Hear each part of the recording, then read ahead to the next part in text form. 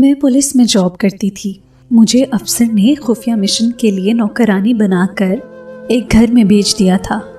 پورا مہینہ گھر کے سب افراد پر نظر رکھتی تھی۔ ایک رات مجھے ایک بند کمرے میں سے کچھ آوازیں آنے لگی تھیں۔ جب میں اس کمرے کے اندر گئی وہاں کوئی نہ تھا۔ پھر اسی کمرے میں ایک خفیہ تہہ خانہ تھا۔ میں جیسے ہی اس تہہ خانے میں گئی تو میری روح تو فنا ہو گئی تھی۔ وہاں پر تو میں رسیوں سے بندھی ہوئی تھی۔ میرے منہ پر رومال باندھا گیا تھا، میرے ہاتھ پیچھے کو باندھے گئے تھے، پاؤں بھی زنجیروں میں جکڑے ہوئے تھے۔ 3 دن سے میں وہاں مقید تھی۔ پیاس اور بھوک نے میری حالت ابتر سی کر دی تھی۔ رسیوں پر زور آزمائی کر کر کے میں تھک چکی تھی، لیکن وہ بہت مضبوطی سے باندھی گئی تھی۔ میری انتھک کوشش کے باوجود بھی کھل نہیں سکی تھی۔ میرے چہرے پر زخم کے نشان تھے، ہونٹ کے قریب خون بہہ کر جم چکا تھا۔ میں بہت مزمحل سی ہو چکی تھی۔ 3 دن کی بھوک برداشت کر کے میری آنکھیں بند سی ہونے لگی تھیں۔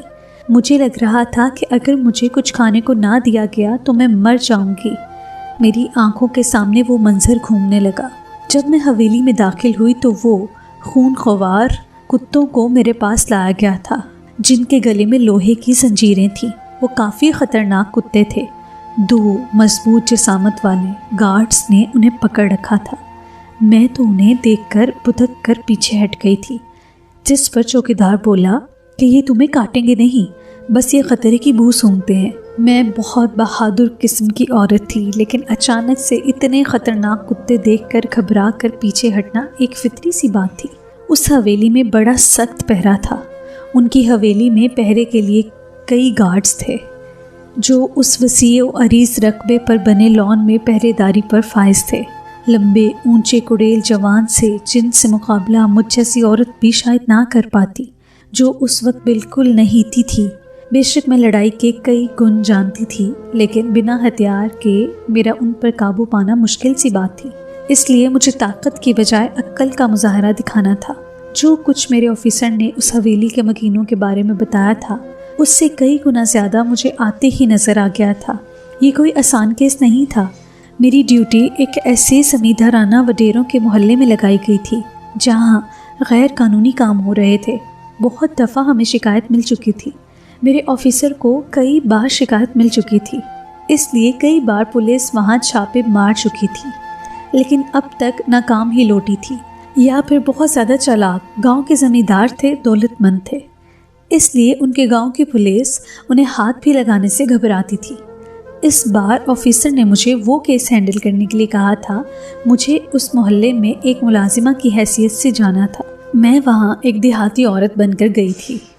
مجھے ان کے گھر کام بہت آسانی سے مل گیا تھا، کیونکہ میرا حلیہ گاؤں گوٹ میں رہنے والی عورتوں والا ہی تھا، اور وہ لوگ اپنے گاؤں کی جاہل عورتوں کو اپنی خدمت گزاری کے لیے رکھتے تھے۔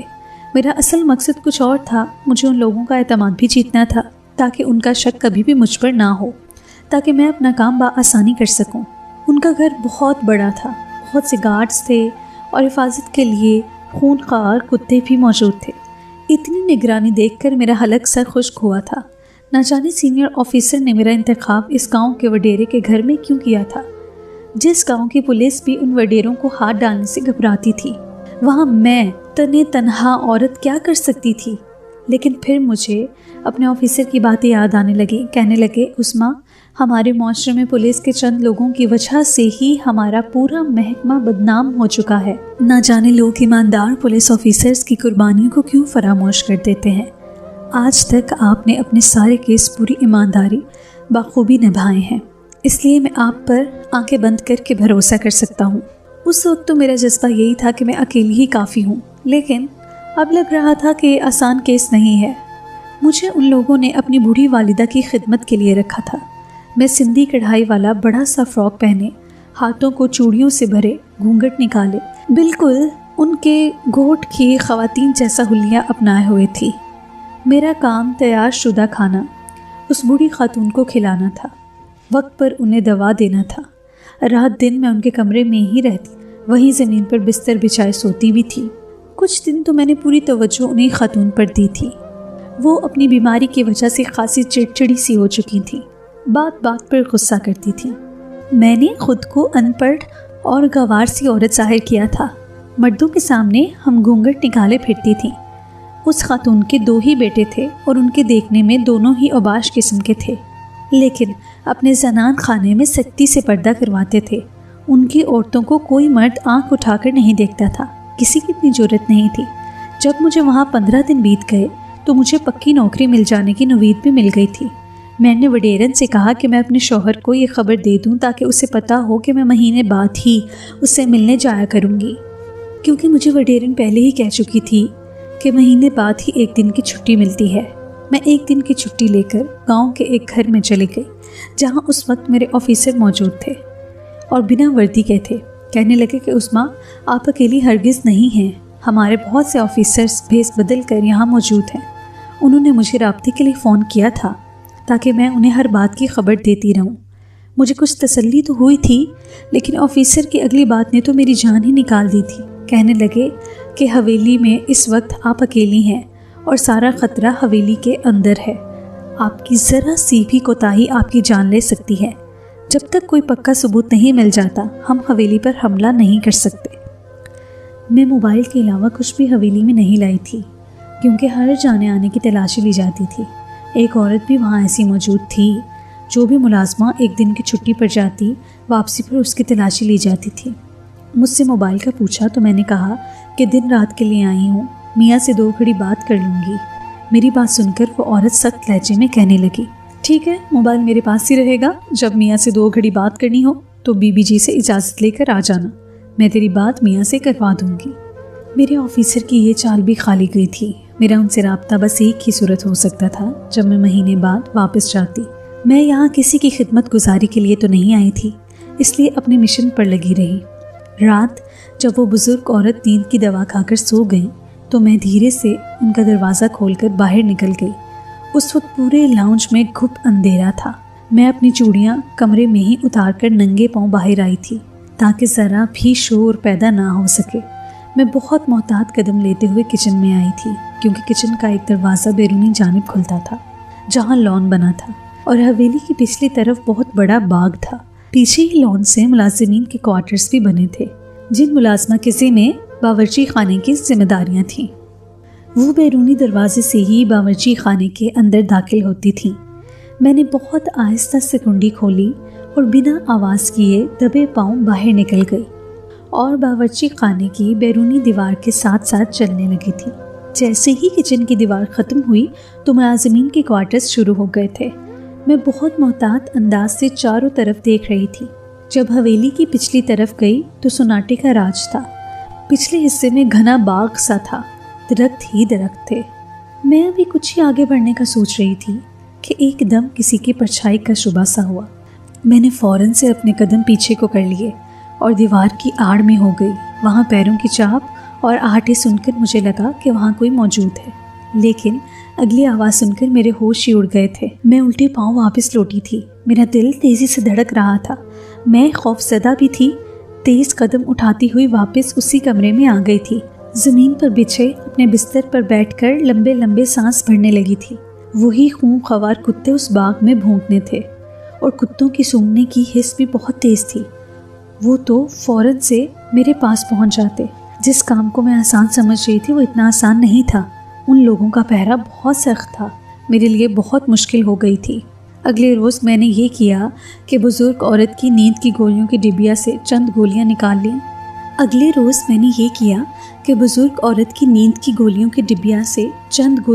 लीं।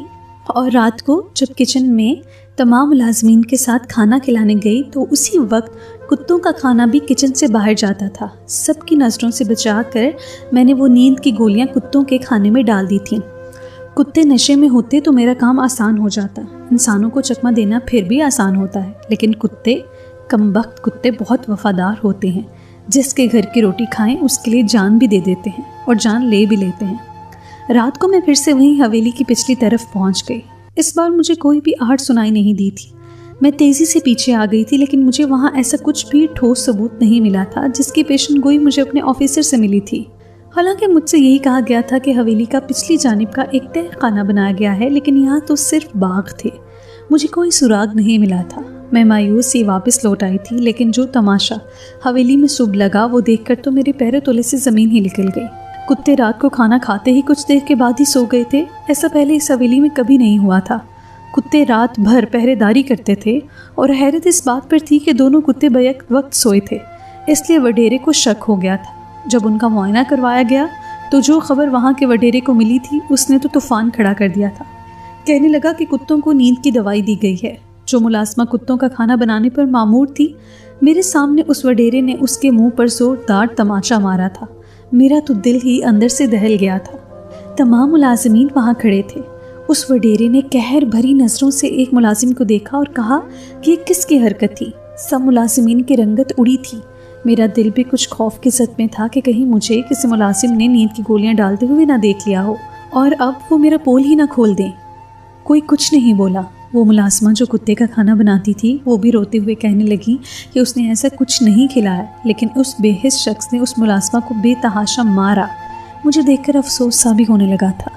پھر غلطی تو میری تھی، غلطی بھی کیا، میری ڈیوٹی تھی۔ اس ملازمہ کو دوبارہ میں نے حویلی میں نہیں دیکھا۔ اس کی جگہ ایک نئی ملازمہ آ چکی تھی۔ میں نے دوبارہ ایسی غلطی کرنے سے توبہ کر لی تھی۔ میں نے ہر حربہ آزما لیا تھا، لیکن میں ابھی تک اس بات کی کھوج نہیں لگا پائی تھی۔ ہر روز میں ایک پلان بناتی تھی، لیکن وہ لوگ بہت تیز تھے۔ مجھے اب تک منہ کی کھانی پڑ رہی تھی۔ ایک بار میں اس بزرگ خاتون کے کمرے میں تھی۔ وہ خاتون نہانے گئی تھی تو میں نے اپنا گھونگھٹ اوپر اٹھایا۔ اتنی گرمی میں یوں گھونگھٹ نکالے بیٹھنا میرے لیے مشکل سا امر تھا۔ ابھی کچھ ہی دیر ہوئی تھی کہ اچانک سے کمرے کا بیرونی دروازہ کھلا اور اس بزرگ اماں کا وہی بیٹا اندر داخل ہوا جو اس ملازمہ کو بے دردی سے مار رہا تھا۔ شاید وہ اپنی ماں سے ملنے آیا تھا۔ میں ویسے تو ہر وقت گھونگھٹ میں ہوتی تھی، لیکن آج بے حجاب تھی۔ اس شخص نے مجھے دیکھا تو میں نے فوراً اسے اپنا گھونگھٹ گرا دیا۔ میں نے کہا، صاحب جی، اماں جی نہا رہی ہیں۔ مجھے لگا کہ یہ سن کر واپس پلٹ جائیں گے، لیکن وہ تو اندر آ گیا۔ میرا دل زور زور سے دھڑکنے لگا۔ وہ کہنے لگا کہ تم اماں کا خیال تو ٹھیک سے رکھتی ہو نا؟ میں نے اس بات میں سر ہلا دیا۔ وہ مجھے بڑے دھیمے لہجے میں بات کر رہا تھا۔ اپنی والدہ کی دوائیں اور کھانے کے اوقات پوچھنے لگا۔ نہ جانے کیوں مجھے اس کے لہجے سے لگ رہا تھا کہ وہ مجھ سے بات بڑھانا چاہ رہا تھا۔ میرے دماغ میں ایک جھمکا سا ہوا کہ اگر یہ مجھ سے متاثر ہو جائے تو مجھے حاصل کرنے کے لیے مجھے بھی اس تہہ خانے میں لے کر جائے گا۔ میں سوچ چکی تھی کہ مجھے کیا کرنا ہے، لیکن قسمت کو شاید کچھ اور ہی منظور تھا۔ یہ بہت رسکی کام تھا، لیکن میرے پاس دوسرا کوئی راستہ بھی نہیں بچا تھا۔ ان لوگوں کی پہرے داری بہت سخت تھی۔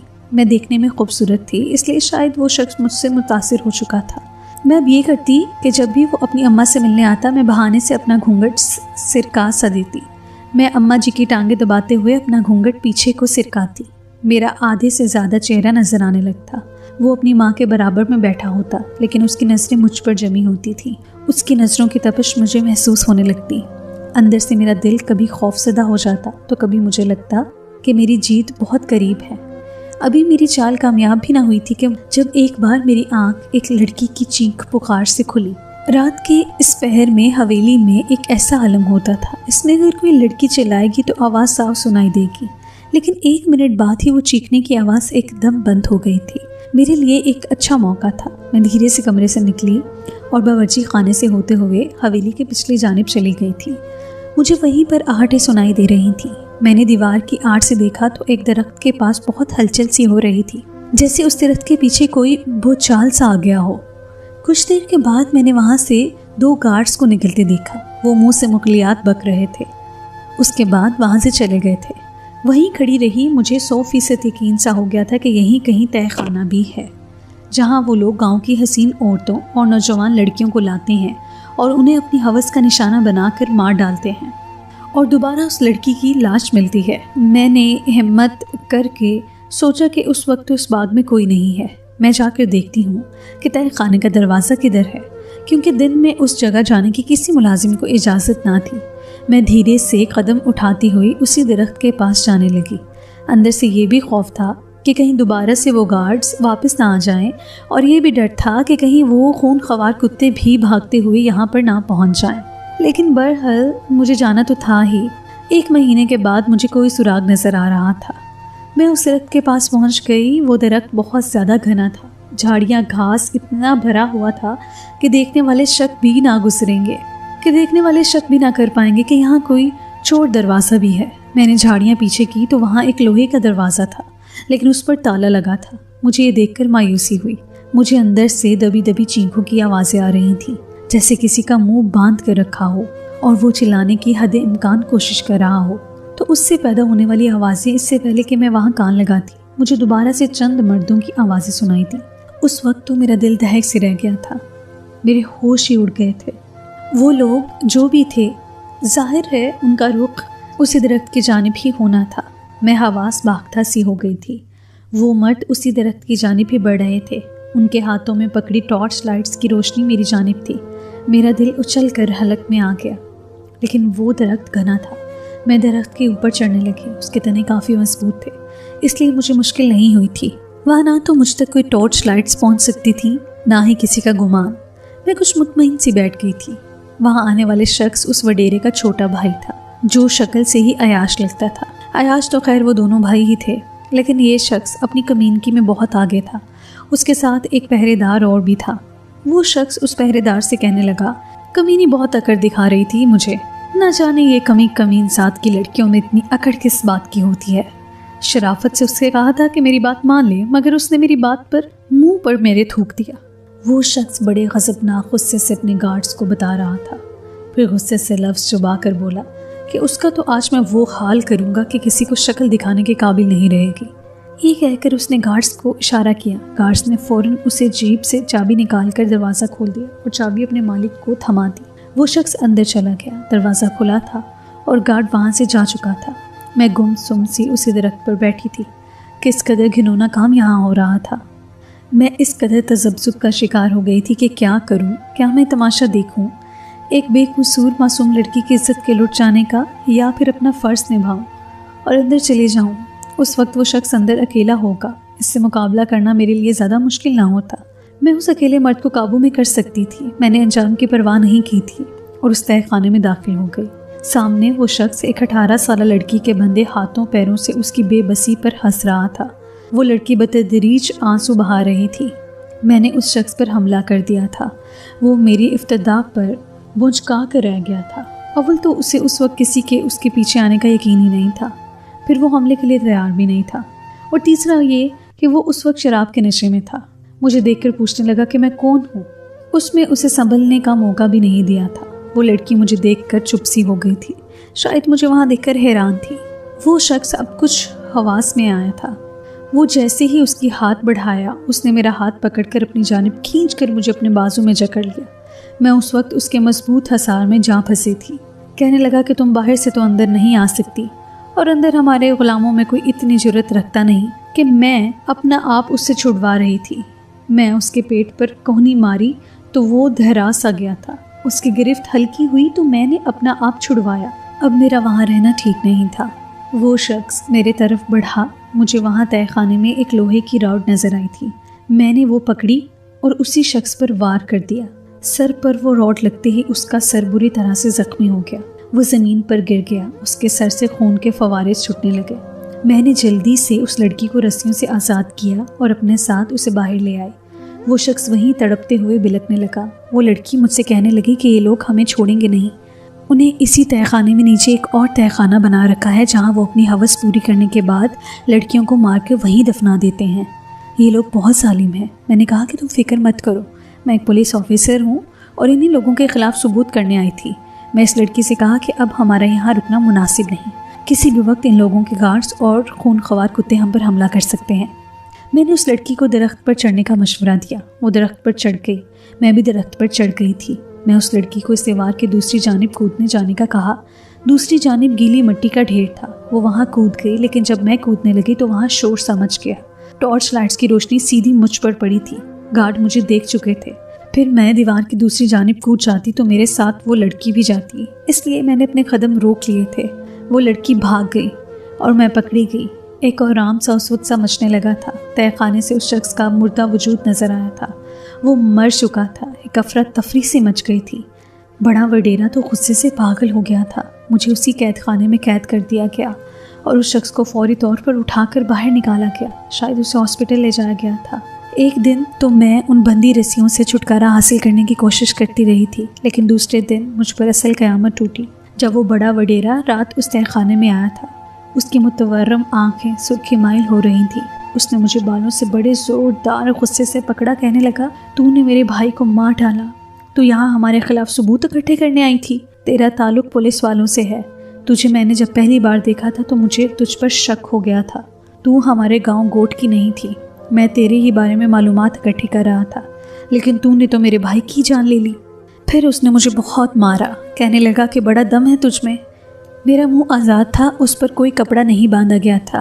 میں نے کہا کہ میرے ہاتھ کھول تو میں تجھے بتاتی ہوں کہ مجھ میں کتنا دم ہے۔ آج تیرا اپنا بھائی مرا ہے تو تجھ سے برداشت نہیں ہو رہا، اور نہ جانے کتنی لڑکیوں کو تم لوگ اپنی ہوس کا نشانہ بنا کر مار چکے ہو، اس کا کوئی افسوس نہیں؟ میری بات شاید اس کی انا پر لگی تھی۔ وہ گھٹیا انسان تھا، اس لیے گھٹیا پن ہی کر سکتا تھا۔ میرے بندے ہاتھ پاؤں سے وہ میری بے بسی کا فائدہ ہی اٹھا سکتا تھا۔ اس نے میرے ساتھ جہالت کا مظاہرہ ہی کیا تھا، پھر وہاں سے چلا گیا۔ اس وقت میں رو رہی تھی، ایک عزت کو بچانے کی خاطر میں خود کی عزت گنوا چکی تھی۔ 3 دن سے مجھے کچھ کھانے کو نہیں دیا گیا تھا، میں بھوکی پیاسی وہاں قید تھی۔ مجھے لگ رہا تھا کہ اب میں مر جاؤں گی جب پولیس کی موبائلز کی آوازیں گونجنے لگیں۔ کچھ ہی دیر میں اس تہہ خانے میں بھی پولیس پہنچ چکی تھی۔ مجھے رسیوں اور زنجیروں سے آزاد کیا گیا تھا۔ وہ لڑکی بھاگتے ہوئے 2 دن کے بعد پولیس تک پہنچی تھی۔ اس نے پولیس کو خبر کی تھی کہ میری وجہ سے وہ لوگ پکڑے گئے تھے۔ ان کی حویلی میں اور بھی بہت ایسے ہی تہہ خانے تھے جہاں زندہ لڑکیاں قید تھیں۔ میں نے اپنے فرض کی خاطر عزت تک گنوا دی تھی۔ میرے آفیسرز اس بات پر میرے ساتھ افسوس کر رہے تھے، لیکن انہوں نے مجھے بے آسرا نہیں چھوڑا تھا۔ آج میں ایک آفیسر کی بیوی ہوں۔ الیاس بھی میرے آفیسرز میں سے تھے جنہوں نے 1 منٹ بھی نہیں لگایا مجھ سے نکاح کرنے میں۔ کہنے لگے کہ میں خود کو خوش نصیب سمجھتا ہوں کہ میری بیوی فرسٹ جناس ہے۔ تو دوستو، یہ تھی آج کی کہانی۔ اگر آپ کو آج کی کہانی پسند آئی ہے تو اس ویڈیو کو سبسکرائب کیجیے اور چینل کو لائک کیجیے۔ بہت شکریہ۔